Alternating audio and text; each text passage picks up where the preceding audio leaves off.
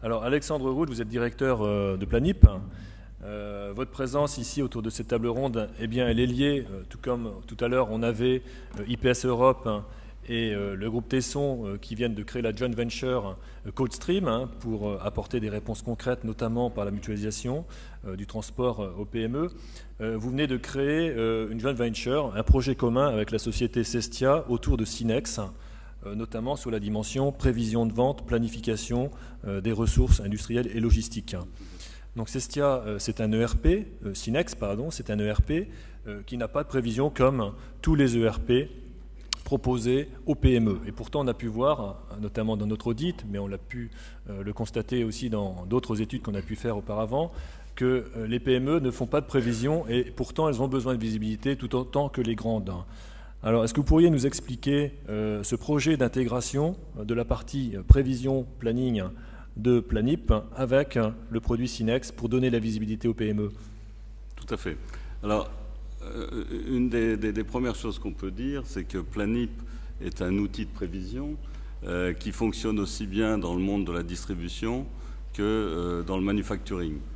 Et on s'est aperçu qu'un outil comme Planip peut être complémentaire à l'ensemble des outils qui existent sur le marché, qui sont des ERP, qui peuvent être des APS, parce que notre métier est d'une part de réaliser des prévisions et de ces prévisions en déduire le meilleur approvisionnement afin de réduire le stock et d'augmenter le service. Alors, qu'est-ce qui fait que cet outil est pertinent? C'est le travail d'une équipe qui était composée d'Alain Peggy et de Frédéric Planchet, qui ont passé une grande partie de leur vie à étudier le comportement des produits, en mettant au point la méthode qu'on appelle AAF, Auto Adaptative Forecast, c'est-à-dire étudier le comportement des produits dans toutes sortes d'univers, que ce soit le secteur automobile, la pharmacie, la distribution, la grande distribution, et d'adapter les meilleures formulations mathématiques à ces comportements. Et de ces prévisions, parce qu'une prévision sert notamment en entreprise à bien gérer les approvisionnements pour avoir le stock minimum et le service maximum. Mais est-ce que les prévisions en mode hébergé, donc à la location, c'est quelque chose de faisable? Qu'est-ce qui fait que ce projet que vous avez avec Synex, vous pensez qu'il va fonctionner et être une solution pour les PME qui cherchent de la visibilité dans leur ERP?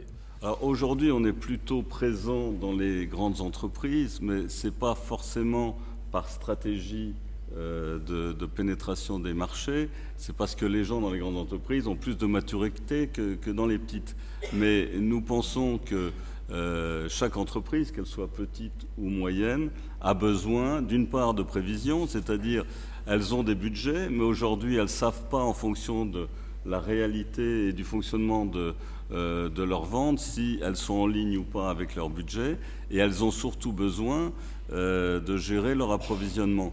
Donc on a la conviction que le marché des PME et des TPE est un marché intéressant pour notre solution, et on a pensé qu'avec une solution en mode SAS, eh bien, ça nous permettrait de pénétrer ce marché et de proposer des solutions de prévision, alors qu'aujourd'hui, ces entreprises n'utilisent pas du tout ce genre d'outils. Et pourtant, elles en ont besoin de visibilité pour optimiser à la fois donc, leur production, mais surtout leurs approvisionnements avec 3 mois d'avance, 6 mois d'avance.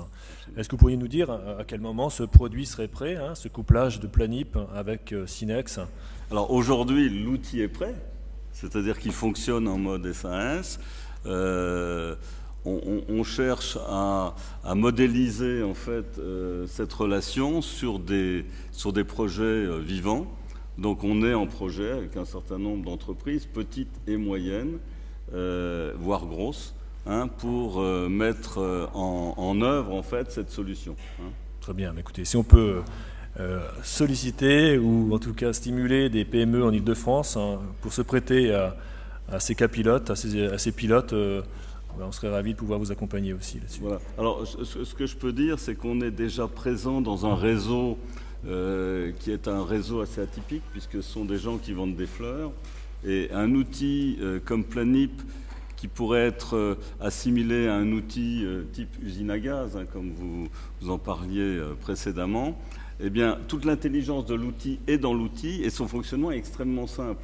Et il sert en fait à remplacer des compétences, notamment des compétences d'approvisionnement, pour des gens qui n'en ont pas. Très bien. L'automatisation fait qu'on peut s'optimiser sans avoir besoin de très très fortes compétences. C'est une très bonne nouvelle, puisqu'on disait tout à l'heure que les PME n'avaient pas toujours les ressources pour s'offrir des compétences en approvisionnement. Si des outils peuvent se substituer en automatisant certaines parties de l'activité, c'est une très très bonne nouvelle.